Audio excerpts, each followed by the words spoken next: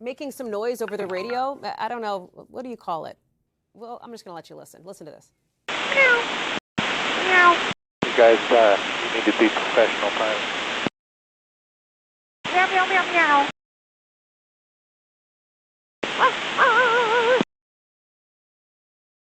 This is why you're still flying RJ. Okay, so they're meowing, they're barking.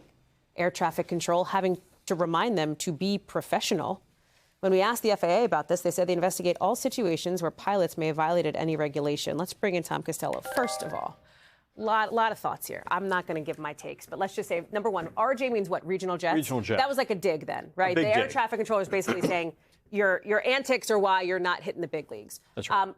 It's sort of like weird and funny, but also, is it not kind of dangerous, too, to be tying up the traffic with this? Listen, I'll give you my opinion. I think it's outrageous. I think it's juvenile, a bunch of 12-year-olds. I mean, up there on a radio. By the way, they were on frequency 121.50. That's the Guard emergency channel. You're supposed to have it on all the time, right? And only on it, only talking when you have an emergency. Apparently, this kind of, I'll say it, juvenile, stupid behavior has been going on for more than 20 years, in which pilots out over the ocean usually, for some reason, are getting into this meow, meow, bark, bark thing. And it may have some connection to a movie 20 years ago that I don't even know. But professional pilots find it outrageous. Well, that's so interesting. So I was going to ask, like, why the meowing and the barking? Is it like a thing in the pilot community? Maybe, kind of? Everybody I've talked to about this say they don't get it. It's dumb, it's stupid, and it is disrespectful. Reagan Airspace, we just lost 67 people last year in a crash at Reagan. And, of course, communication or the trouble communicating was determined to be one of the factors, not the deciding factor. Now, the question is, who was it? And I asked the FAA, I've asked pilots, is there any way to triangulate this? Yeah. Can you go back and figure out who was actually speaking? And the answer is, we don't think so.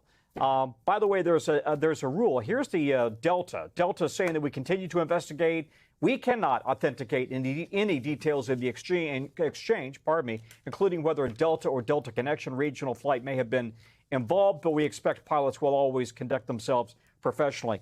There is a sterile cockpit rule. What does that mean? It is essentially the rule of all aviation. Below 10,000 feet, you must always keep it extremely and solely professional. In other words, if you're in the cockpit and you guys haven't climbed up yet, or even if you're at 7,500, you don't talk about what you're going to have for dinner tonight. It is only about the performance of the aircraft and your jobs. So I think it's fair to say that if you're on the radio barking and meowing at whatever altitude, that would be perceived as really, inappropriate and in violation of the sterile cockpit rule.